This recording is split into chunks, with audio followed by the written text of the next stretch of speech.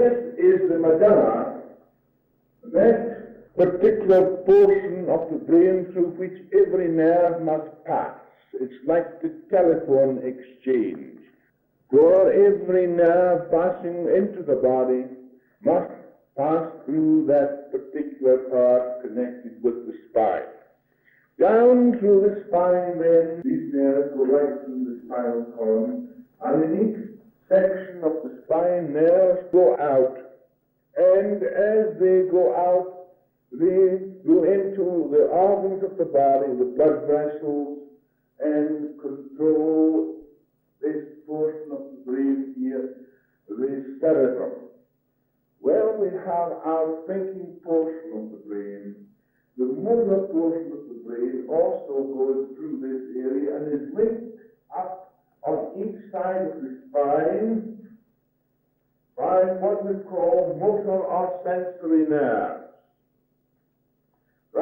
Down each side of the spine there's a ganglion mass of nerve tissue, as we will learn later, and how to get this relaxed.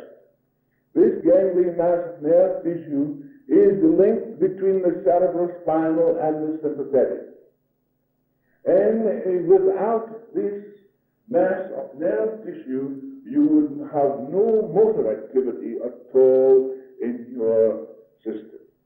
If, for instance, you think certain things of fear, this fear is transferred to the motor portion of your brain, and it is carried to the body and causes the body to shake. When you create what we call a habit pattern, an emotional habit pattern, it is this area, the motor area, where it becomes effective.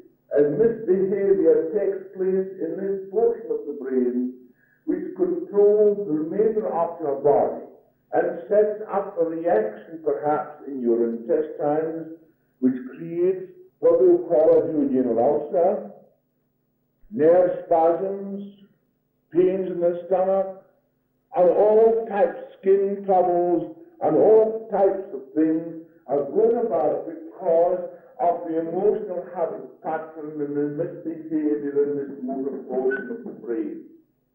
Now, life created all these things so life could express itself perfectly.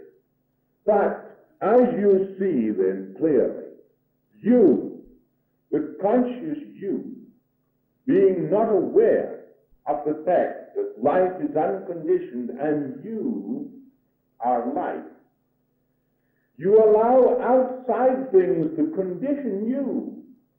Consequently, as you allow outside things to condition you, you condition life through these particular portions of your brain, and therefore you have externalized on your body the pattern you yourselves create. It is to obviate these things that this course is produced for you. In this series of 10 lessons, we will put into operation the 10 steps of scientific application of the natural law that frees us from all inhibiting processes caused by our emotions and habitual reactions, caused mostly unconsciously or through ignorance of what we are doing. The chaos in most people's lives come from a confused state of mind caused by the influence of things external, material possessions, social and economic struggle, fear of symptoms that are unnatural, and emotional reactions to nearly every event that takes place in their lives. Watch carefully as we go along, and you will see what takes place and how we can overcome those conditions. Then we find that this condition is brought about unconsciously through a misbehavior of this particular portion of the brain. It attacks particular parts of the body in a form of tension. Tension is always the first process that takes place. A particular portion of the body is tensed. Some people, when anything happens, it goes to their stomach. Sometimes when something happens to others, it goes to their eyes, goes to their head, sometimes goes to their legs, sometimes goes to their intestines. And in fact, various parts of the body are affected according to the individual. Now, when we have tensions throughout the whole body, what happens? It is this portion of the brain that is causing the trouble, because it's the motor center. First of all, here we think. It is transferred then to this portion of the brain for interpretation. Then the body is affected.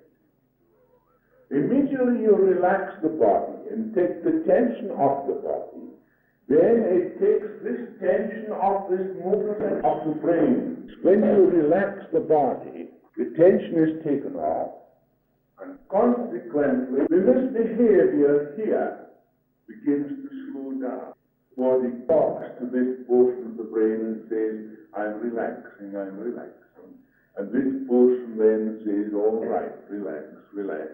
And the tension is taken off the motor center of the brain, and you find that you get into the brain, into that subconscious process of the mind, that subconscious and sympathetic nature of the body that is controlled automatically through a form of suggestion that is the best form of suggestion, that is through relaxation and divine reasoning. There is no better form of suggestion. Now these people are ignorant of the true source of power, and by their lack of understanding misuse their creative law and bring upon themselves misery. With understanding and a proper directed technique, life can continue to grow more abundant. With the increase of mental and bodily health and increased material possessions, which are in themselves only the outward expression of a well-ordered mind. Life can become a blessing instead of what it is often a miserable existence. It is with this end in view that I write these lessons. I remind you again that the main factor underlying these lessons is the instruction on how to obtain perfect physical and mental relaxation, coupled with divine reasoning, which leads you out of the forest of doubt and confusion into the sunlight of understanding and freedom. It is entirely a natural sequence, for nature does the work when we take off the brakes. What does divine reasoning do? Relaxation by itself often cures certain conditions, but without its twin pillar of divine reasoning, you cannot get that perfect mental state that is required to overcome the things that arise from the external, things that arrive to you. Sometimes you may be upset by words, what a person may say, what a person may do. But there is a time arises in your life through divine reasoning that nothing affects you. You are supreme. You know that life cannot be injured. I am life. Just as electricity cannot be injured, neither can I be injured. What can be injured is only an idea of myself. But an idea is just an idea, and it is not myself. Remember, no matter what anybody says about you, thinks about you, If you maintain this particular state of consciousness, you will find that it will grow more and more.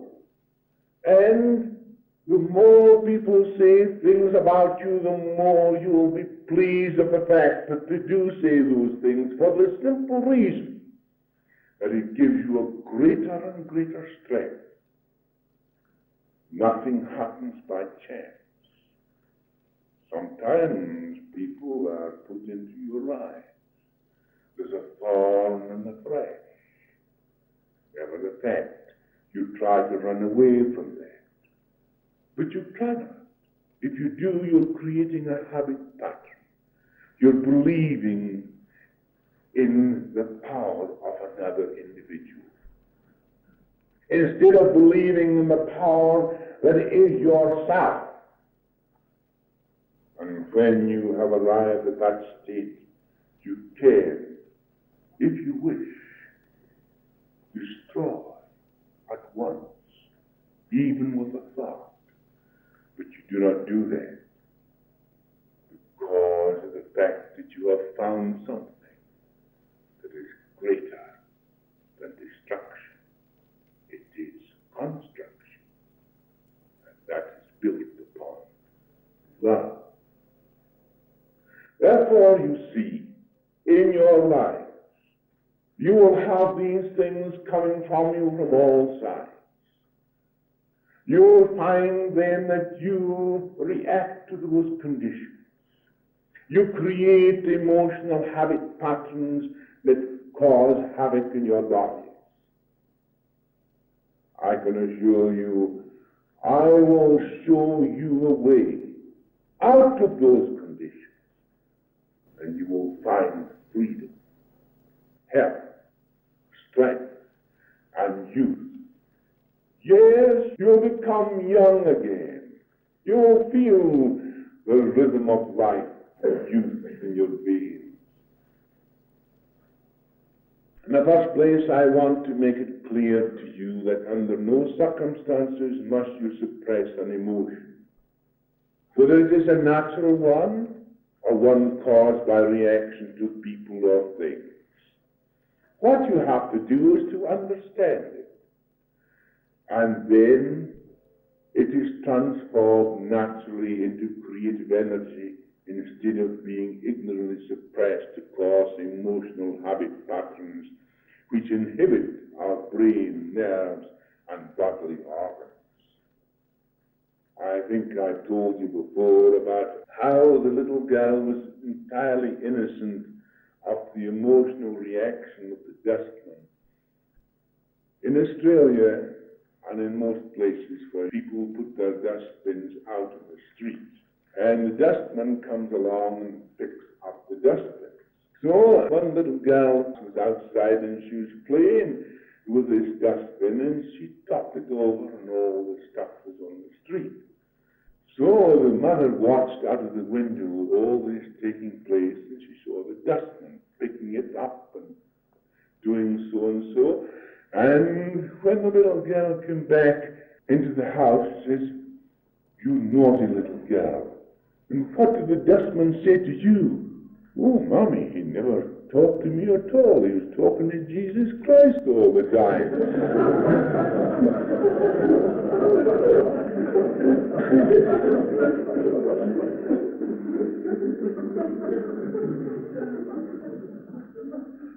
So it is the same thing. If we can be immune to these things external to ourselves, we will just be that little girl, so happy and contented. Fear is an emotion of great strength, and it is when we reach a certain state of development we feel it most. It is because we have not yet sufficient knowledge of how to deal with it that we suffer. One may have developed through conformity and be intelligent enough to live a communal life, but fail miserably as a human being because they lack true understanding. And this is the state of most people. In understanding of ourselves and in the high development of our minds, we recognize the creative principle within us, and by doing so, many obsessions and fears are banished. Yet, under certain conditions, we feel badly and suffer the consequences. Therefore, a special technique is necessary as a means of coping with these disastrous situations. The exercise I am going to direct you to do have been the means of freeing thousands from the most disturbing conditions. In fact, I have not yet seen this method fail when properly applied with intelligence and enthusiasm. In the first place, I want you to ask yourselves, what are your natural instincts? It is said that our instincts are in conflict with our conventions, like a force rising to the surface, and are suppressed by our surroundings. Naturally, we inherit all the instincts of all the animals in creation. We inherit all these things in our body because our body is built up of these animal influences. We have the peacock, we have the lion, the tiger, the cat, the mouse, and all the other animals in ourselves. The influence of all creation is working through the physical organism, through millions and millions of years, through what we call that particular substance, which we will call the instinctive nature that flows through the whole of the animal existence, and man is then also growing out of that particular stage into a realization of his glorious self. But these influences remain with us. Now, what do we do? Do we then suppress these things ignorantly, not knowing them? By understanding them, we do not attach unnatural and destructive ideas to them and repress the natural instincts and emotions with the evil associations we ourselves create. By our understanding, we transform the basic energy, and it flows into constructive channels in art, music, sport, and in congenial occupations. A basic energy is existed everywhere. All your emotions rise from one particular basic energy. The movement of the hand, the voice, emotional feelings, natural instincts rise from one basic energy that flows through the whole of mankind. When you know that this basic energy is energy in itself, and you can hold it and direct it into a channel that you want it to go, then you have freed something.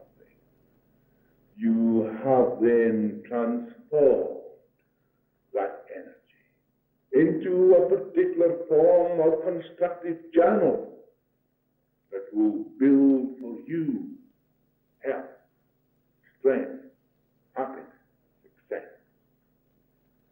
Ignorant repressions utterly fail, and we find the energy producing painful results in an emotional habit pattern, the cause of which we are at a loss to understand. This causes more misery, and the vicious circle is then created. It is not the emotion, but the suppression with the evil associations we attach to it that causes all the trouble. Do not be alarmed. All this will be eliminated by this properly directed technique of which you will learn in each lesson. We have to apply the method, and I will show you the way, but you are the one who must do the work. I cannot do it for him. I often wish I could. But if I did so, you would not learn, nor would you free yourselves from your emotional habit patterns you yourselves have created. I am putting this to you this way because I want to impress upon you the importance of these lessons. It is impossible for me to do the work for you. If I show you the way, you will find what I say is true. I don't want you to believe what I say. I want you to prove for yourself what I say is correct. The next important thing I want to tell you of is of repressed painful memories. A repressed painful memory can become so complicated and suppressed that it becomes hidden away in the recesses of the mind. But immediately something that is associated with this memory is registered upon the senses, either by hearing or by seeing the messages carried to this suppressed memory. The emotion attached to it fires up through the body. The emotion has been stimulated. The body suffers, but still the memory remains hidden. Here we have very often these particular forms of spasms that most people have. We do not know where this spasm has arisen from. We only find it firing through their bodies. A fear, a sensation, a terrific feeling that they want to run away. All these things are nothing more than suppressed memories. And as you see through your senses, things may pass through your ears, through your eyes, and yet you are unconscious of the fact that there is an association with a suppressed memory that remains hidden in the recesses of your mind, that you have repressed because you have been afraid of it, or you feared it. Then the emotion rises to the surface, but the memory is still hidden. Why? Because you have caused it to be suppressed and hidden. There is a sensor in your own mind, a sensor that obeys you. When you say, I want to forget that, the sensor says, all right, I'll make you forget it. It does not take the emotion away from it. It still remains there as a center of energy, a center of power which begins to revolve and begins to rise up to the surface and takes hold of you at any moment. Then you find yourself in the grip of this emotion and you do not know why. This will also be removed. These causes will also be removed from you. Mind shall be freed from them. Oh, what is the reason of my trouble? Oh, where can I get relief? That is what the victim who suffers says in ignorance of the cause. Yes, all this can be eliminated too. I do not ask you to believe anything I say, although I want you to practice what I tell you to do. And watch the results for yourselves. When a memory is a painful one, we generally try to forget it. So we repress it. Each time it comes up for review, we repress it again. It will rise to the surface several times. And we will repress it. We'll push it behind. And eventually it is forgotten. Not the effect of that memory forgotten. Oh no, something will come along one day and that memory, although hidden, very sensation The very feelings that it gives you in the first place will rise to the surface and grip you, and yet you do not know why. How stupid people are, not knowing and understanding their own makeup. Well, this means a force is created to ward off the memory of a painful experience. Unfortunately for us, this is not the end.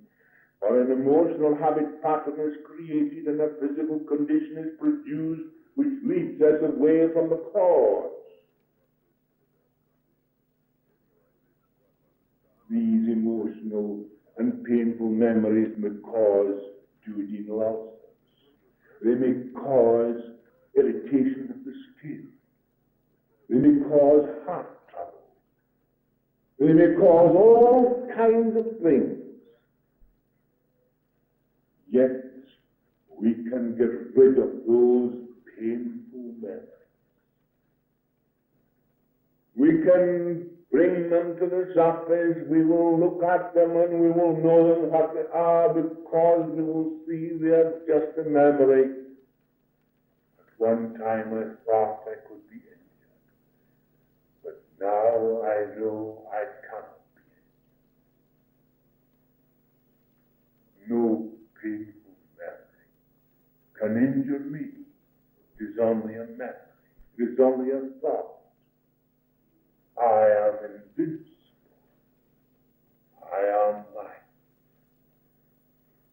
God is infinite in nature.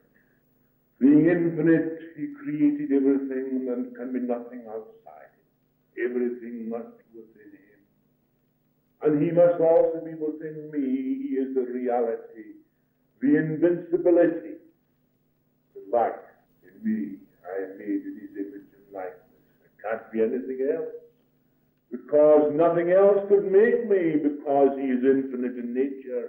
There is no other creator but Him. Therefore I and He are one. I am His creation. I live, and because I live I know it is His life. And my life and His life are one. We are invincible. We go along together. We work hand in hand. Father and I are one. Know you not I am in the Father, and the Father is in me. Then those painful memories will die away. You arrive at a particular state of consciousness. But consciousness is always revealing itself, unfolding itself eternally. It's an eternal progress, an eternal unfoldment in which you become more and more aware. Yet I cannot tell you what awareness is. I only know when I am aware. Moments when I am aware. Oh, the gloriousness of that awareness. The joy. The life. Wonderful. I cannot give you it, but you will find it. These emotional habit patterns set up a disturbance in the cerebellum and may attack any part of the body. Not having any knowledge of the cause, we become anxious. We try to escape from our painful experiences. But do we escape? There's the cerebellum. And it is in this particular portion of the brain, these emotional habit patterns set up a disturbance in the cerebellum, and may attack any particular part of the body.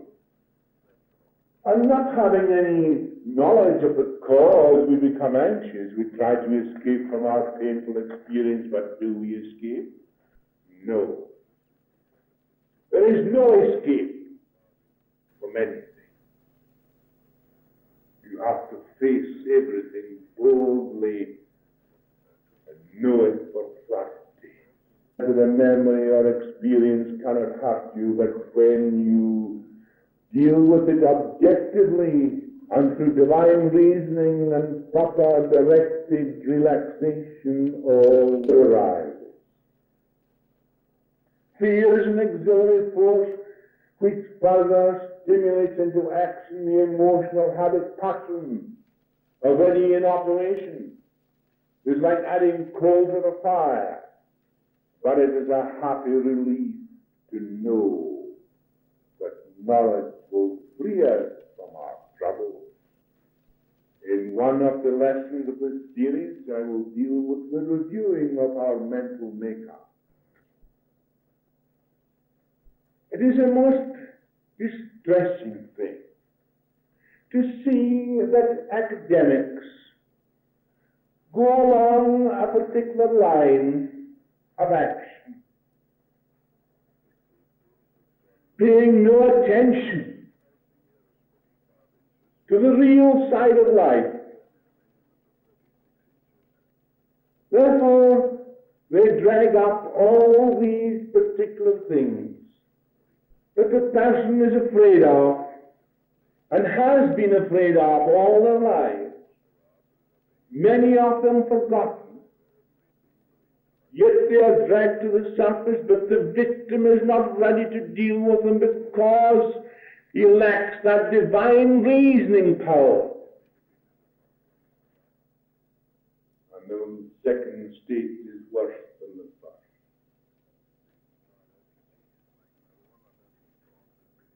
Then we see that the mind is poisoned because of the poisonous ideas that the individual has attached to his own experiences and repressed them in fear.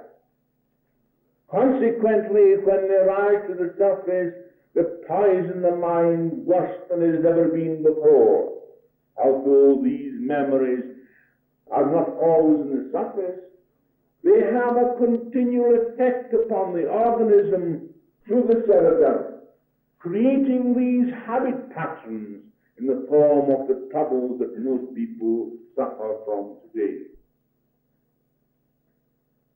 Therefore, I say, unfortunately and dreadfully is that academics have followed a line of action where they have disregarded the main theme of life.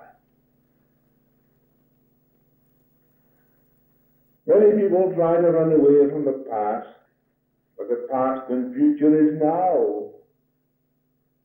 And when the present is realized, there is no past or future.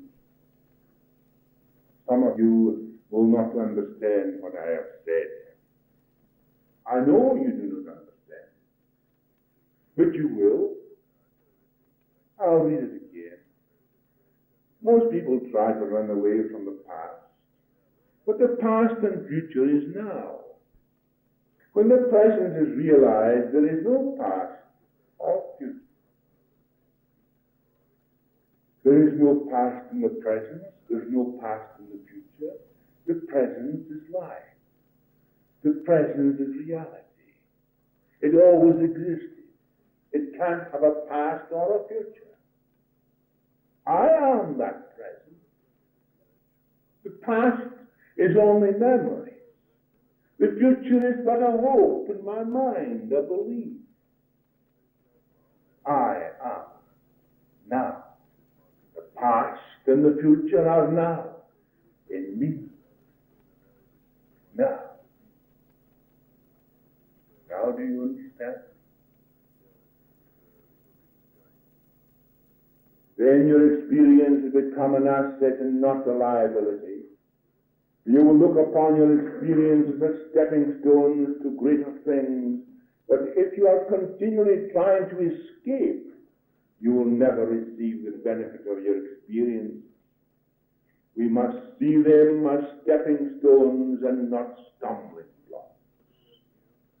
Corinthians 2, verse 10, 11, Eastern text we read, "Herein I give you my advice, that it may help you to go forward and accomplish what you, of your own accord, began last year.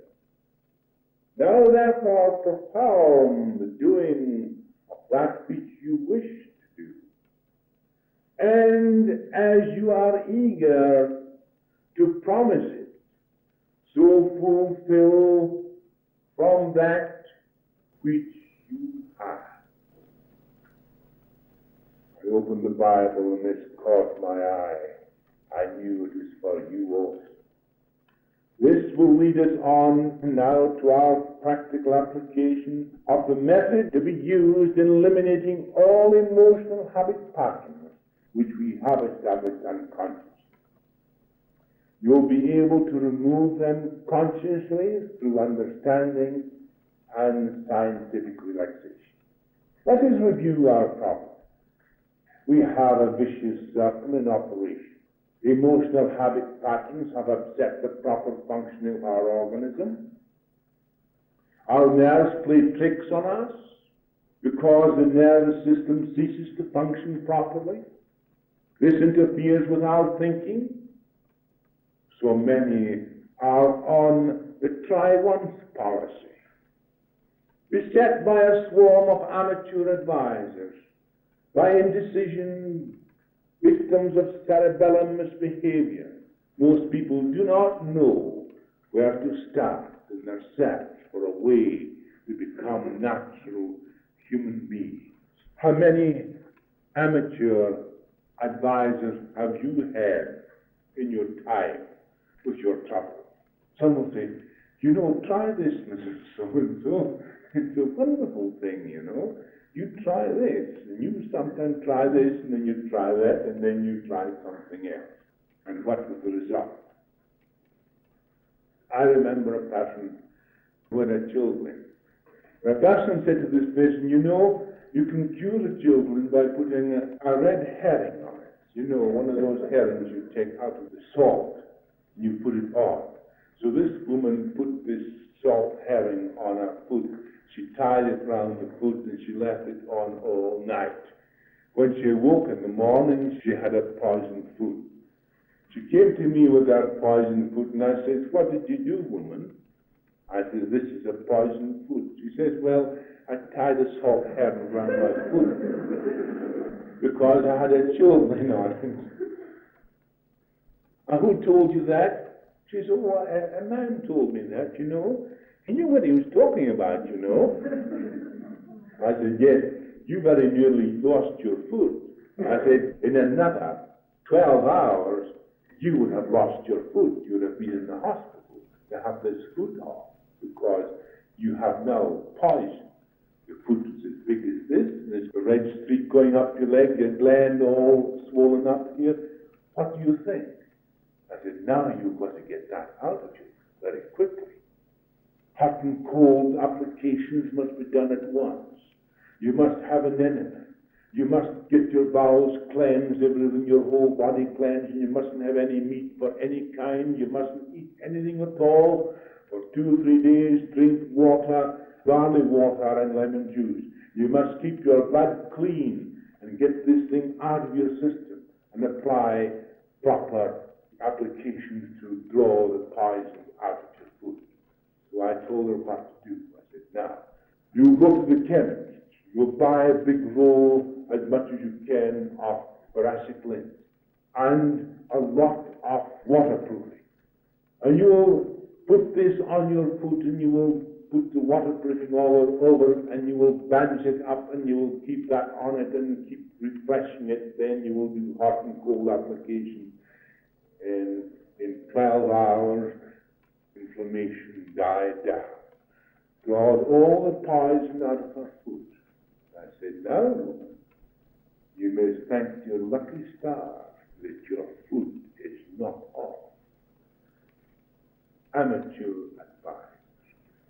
In adjusting our lives, there is always the first step to gain freedom, to live more abundantly, to have greater energy and vigor, to have clear minds, free from conflict. The first step is relaxation coupled with divine reasoning, and I cannot overemphasize its importance. In following my directions carefully, you must teach yourself complete relaxation and obtain freedom through divine reasoning in these 10 lessons. The first step, have a couch, not too soft, yet easy to lie upon. Take off all tight clothes, belts, garters, boots, etc. Provide yourself with 2 pillows, one slightly larger than the other, and a soft white blanket. Now lie down, place the larger pillow under your head and the other under your knees. Now pull the end of the pillow under your head forward till the neck rests snugly. There must be no bridge between the head and the shoulder. And the whole weight must be taken up so that there is no tension anywhere. It is absolutely necessary that the neck and head must be comfortable. You cannot get perfect comfort. Your neck needs adjustment. And you should come to me for the necessary adjustment. Some people can never get their neck properly relaxed because it requires adjusting. Place the pillow under your knees so that the muscles do not strain. A gentle rise underneath the knees will obviate this. Sometimes when you lie and put your legs down, you find your muscles strain. You feel the tension in your muscles.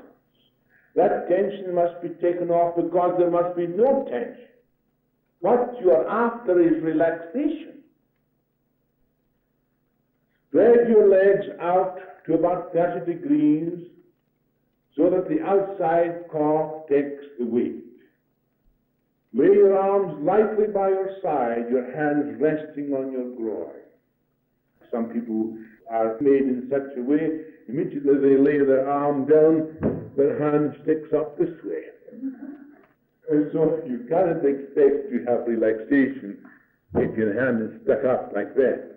Nor can you expect to have relaxation if there's a strain on those muscles underneath. That's how you take the tension off. Relax your jaw. Drop the lower jaw. Then close your lips. You cannot relax if your lower jaw is tight. Close your eyes. You must learn to lift the jaw forward. That is the secret of relaxation. You can have no relaxation if your jaw is tight. Get the tension off your arms and legs. Relax, relax. You must speak to your limbs in your arms. When you do this, what happens is that as you relax your limbs and your arms, a message is sent from your limbs to your arms up to the motor center of your brain. A message comes back again, and then it will relaxation. The synaptic process of the brain begins to slow down. Energy is flowing over us all the time. When you have tension in your muscles, you have a continual flow of energy over these synapses. When you have relaxation, you have this synapse slowing down. It causes this motor portion of your brain to give up its misbehavior. It is transformed here, and you begin to feel results. Unconsciously, you become aware of a definite healing process taking place. And the mechanism comes into operation, and life is free. Talk to your arms and legs. They will send a message to the cerebellum of what's taking place, and the cerebellum will begin to let go the habit pattern. Each day you will get your arms and legs more and more relaxed. Learn to relax your arms and legs first. I will tell you why later on. After you have relaxed for 20 minutes, breathe deeply and repeat. Divine peace fills me 60 times. Divine peace fills you. We have a mechanism that will work for us if we know how to use it. It brings results and pays big dividends. We have inherited erroneous ideas from past generations who, like ourselves, lived in ignorance of the truth of the great inner world. Those who go on disregarding the wonderful inner world that is perpetually giving us life and strength can only blame themselves if they are caught up in the net of the illusion of the erroneous self-created emotional habit patterns that cause disaster in their lives. We are suffering today, both individually and collectively, caused by these emotional habit patterns ignorantly created. Consequently, we produce in the world around us the effects of what we think, our thoughts producing their kind. Seek ye first the kingdom and the right use of that kingdom. All else shall be added unto you. All shall be well with you. Benediction. O divine peace, I am in tune with thee. I care not if the screaming shells of painful memories whistle around me. I take no notice of stray shots fired at my honor. Machine guns of desire and emotions may fire their salvos, for while thou art with me, I am safe behind the ramparts of thy everlasting peace.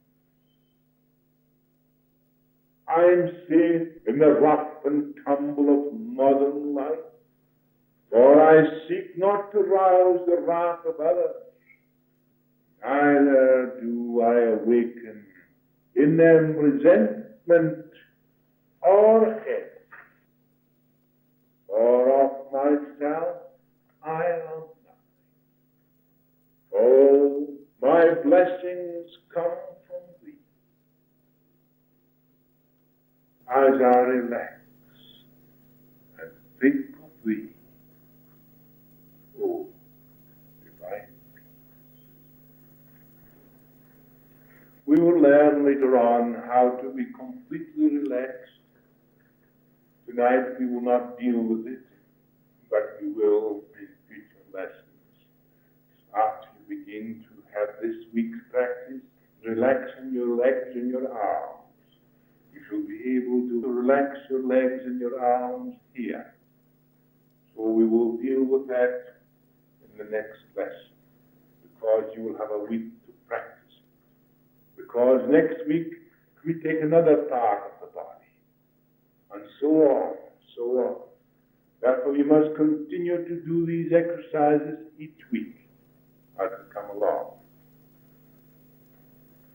Now let us tune in to the sanctuary of the Sabbath.